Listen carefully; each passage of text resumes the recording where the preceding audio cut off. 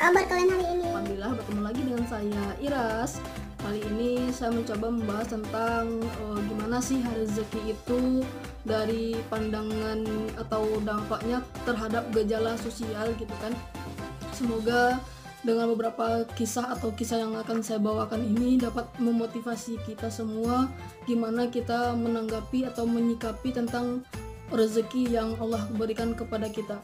Nah, tapi sebelumnya jangan lupa ya subscribe, like, comment, and share video ini ke teman-teman kalian biar kita sama-sama belajar dan termotivasi dari kisah yang akan saya bawakan kali ini. Cek videonya.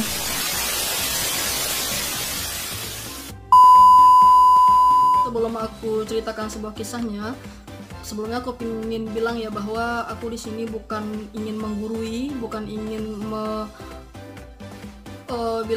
bukan ingin sok-sok bilang gitu bahwa rezeki itu gimana. Yang jelas aku tahu, kalian udah pasti tahu, udah banyak juga dengar cerita-cerita gimana sih rezeki itu datang ke kita dan dengan pembahasan oleh orang-orang yang lain di video YouTube atau di sekitar kalian gitu.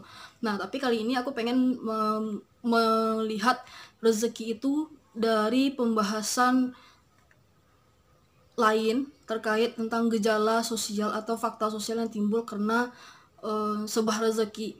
Nah, aku bukan orang ahli agama atau ahli hadis yang pandai menceritakan atau membawakan sebuah kisah yang seperti orang-orang luar sana bawakan, tapi yang jelas aku berpatok ke sebuah perkataan yang ada di dalam Al-Quran itu langsung oleh firman Allah ya, yang mengatakan bahwa ingat, rezeki kita itu Allah bilang Allah akan tanggung semuanya.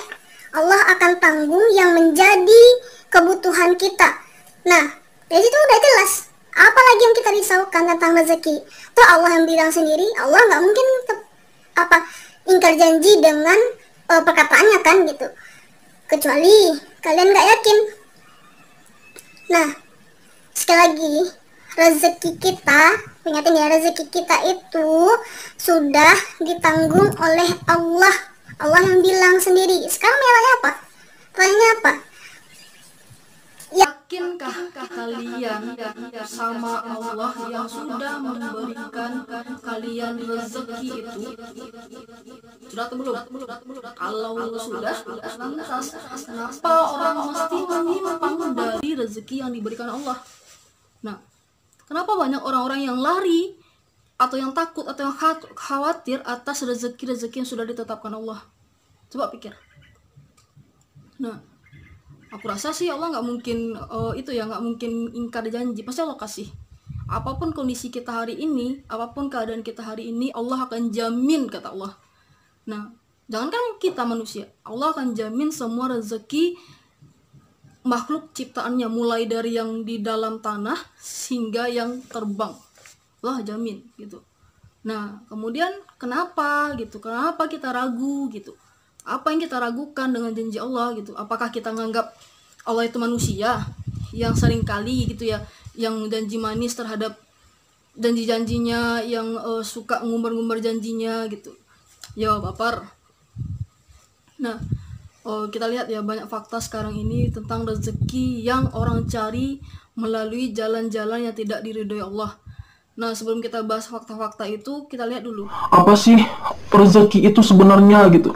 Kalau aku sih lihatnya rezeki itu tanpa pintu ya gitu. Datangnya bisa dari mana aja, kapan saja, ke siapa saja gitu. Nah, nggak terduga gitu. Itu yang rezeki. Beda dengan gaji. Kalau gaji sih bisa kita duga, oh bulan ini kita dapatnya segini, bulan besok kita dapatnya segini, atau bahkan kita udah bisa menduga bulan ini kita nggak gajian karena perusahaannya bangkrut gitu atau gimana gitu. Nah, kalau rezeki mah nggak bisa diduga gitu ya.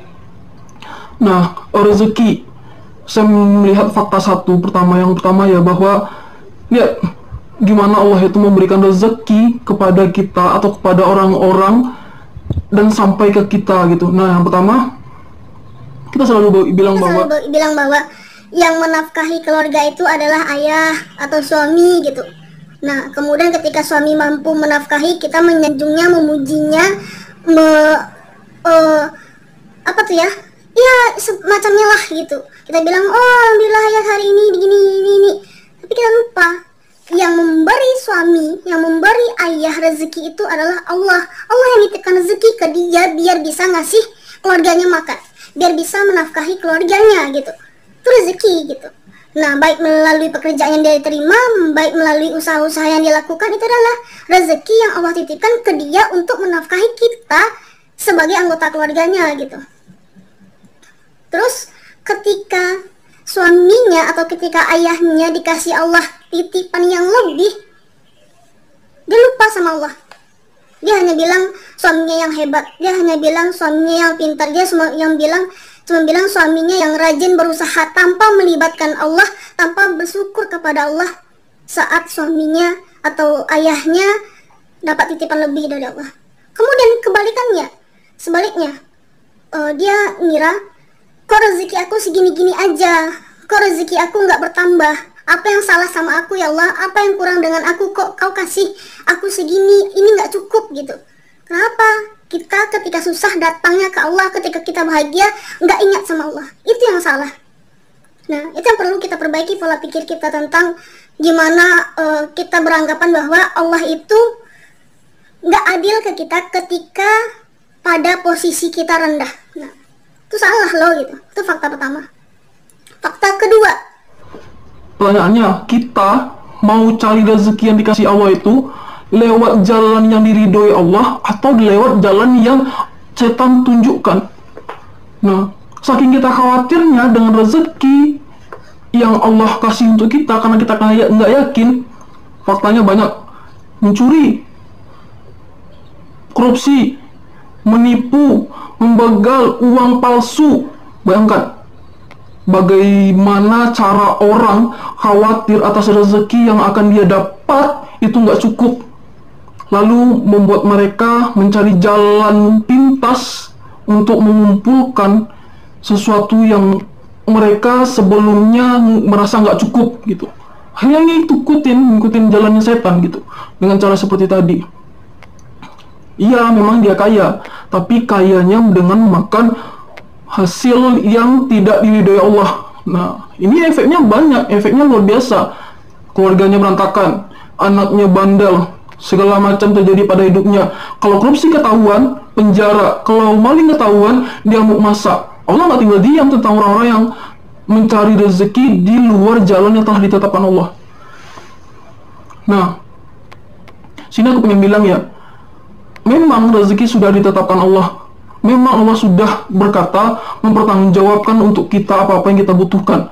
Tapi ingat, bukan dengan cara pangku tangan, bukan hanya berdiam diri, bukan hanya gimana ya, berkeluh kesah ya Allah kasih aku, tapi kita harus juga berusaha tapi di jalan yang Allah ridhoi.